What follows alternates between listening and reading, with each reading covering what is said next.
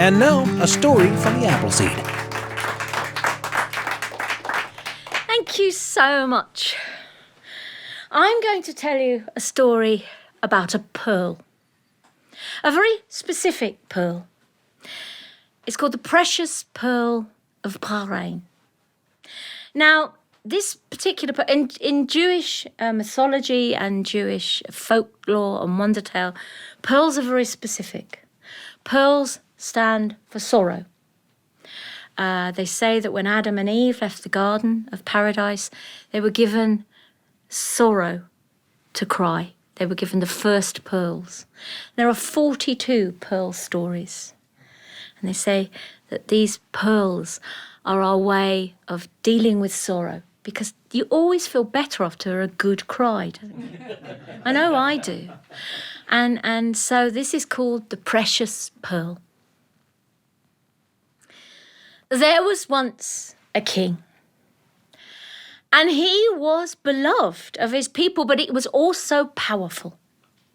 And so everybody wanted to court his favour, and emissaries would come from far and wide to give gifts. Now, he had a young wife, and that young wife, well, we have a saying in England, she was a bit giddy. I don't know if that translates well, you know. She was like, oh, stuff. Oh, oh, squirrel. It's just a bit giddy, you know. Lovely, but she just loved stuff. When I got married, my husband said, I had completely underestimated a woman's need for stuff. I said, well, now's your learning curve. So she just loved stuff. And she lived for these presents. Now, he didn't want all of these presents. There was, between the great throne room, a latticed, a piece of wood that had intricate patterns in that you could see through. And whenever there was an emir or an advisor that was presenting something, she would creep up. She would peer through with her serving maid. And if something really was beautiful, like a roll of silk from the east or perfumes of sandalwood and attar of roses, she couldn't stop herself. She'd go, oh! And the husband would smile, the king would smile, because he could hear it. He knew she was there. And he would make a note and he would say to his servants, make sure that gets delivered to the queen. Now, one day, there came an advisor from Bahrain, and they had the most beautiful pearl. It was the size of a baby's fist, and it was iridescent, and it seemed as if rainbows moved over its surface, and dark grey clouds. It was the most beautiful thing. And of course, she's watching, and as soon as she saw it, she couldn't stop herself. But you see, the king, he didn't ask a lot for himself, and he just had a royal sceptre made, and this was going to be perfect on top of that. And so the queen, she waited, and it never appeared in her quarters. And then it still didn't appear in her quarters, and then it didn't appear a bit more. And then she sent her maid to investigate, and she came out and she said, Madam, he's going to have it put in the sceptre. And she went, because she was very young, but I want it. I want that pearl. Please. And she said, well, madam, maybe you can't have everything you want. But I'm a queen. But, you know, he doesn't ask for much. I want it. And so they devised a plan. And the plan was this. You see, when she'd come to the palace, she had brought her own physician, her own doctor with her.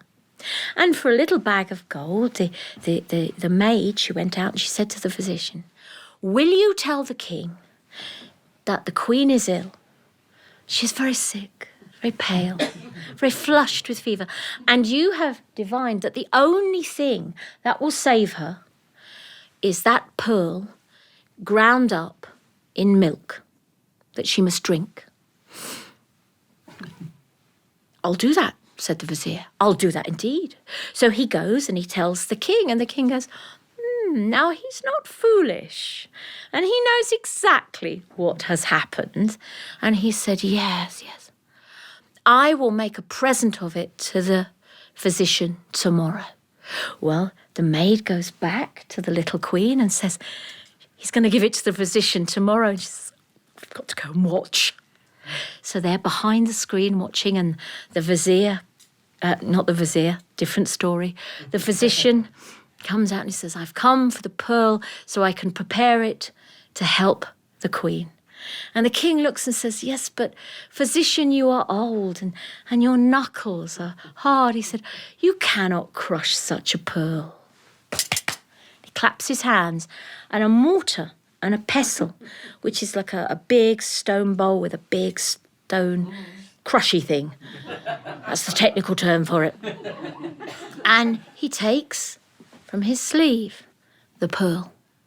And he says, let me crush it for you. And he grinds this pearl to dust. He says, there you go. Now you can put it in milk. Now what he hears is a thump from behind the screen because the poor young queen has gone, boof, and passed out. Now, and the maid can't carry her, so she's having to drag her back by the ankle, which is a very unqueenly way to travel. But she manages to get her back and get her in bed, and she's crying and she's flushed, and the king arrives and he says, the vizier, for some reason, the physician, for some reason, fled. So I've brought you your medicine yourself.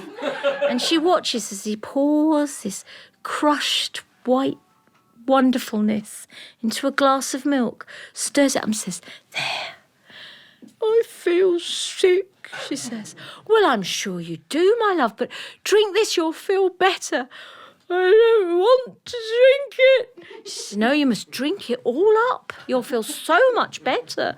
And he hands it, and she sits there like a child going, drink it all up. You look very flushed. There's too many sweetmeats. No, you're poorly. You look really feverish. She drinks the whole thing.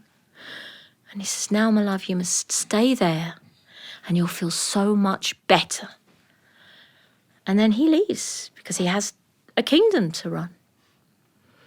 Well, a week of sobbing, 2 weeks of feeling very sorry for herself. But after about 4 weeks, a strange thing happens. Somebody comes to her and says, Madam, there is an old woman in the city and she has nothing to eat. And because she's young, but she's not unkind, she says, does this happen often?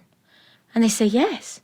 And so she goes into the city and she sets up a place where you can come and you can have bread and you can get grain and you can get cheese and dates if you are poor and you have nothing to eat. And the next thing is she sets up something for the orphans and the widows. And she gets so busy doing all this that she forgets about the pearl. And nearly 6 months pass. And the king has been very busy. His borders have been beset with enemies. He finally comes back. And he's a little worried about the queen, but she's happy. She's doing all these wonderful things, and he has an audience with her. He goes to her chambers, and he sits her down, and he reaches inside, and of course, he takes out the pearl, and he hands it to her. And she says, but I thought you crushed it. He said, no, what you saw me crush was an avocado seed. But he says, never, ever mistake someone's kindness for weakness or foolishness. And she said, you know, I could think of so many uses for that pearl. And he says, well, I already have one now in my scepter. And she took that pearl and she sold it to a gem merchant whom there are many stories about. And she gave the money to the poor. And, you know, nobody in that kingdom ever again mistook kindness for weakness or foolishness. And my stories, not many end like this, but they indeed lived happily ever after. Thank you very much. Thanks for joining us for A Story from the Appleseed.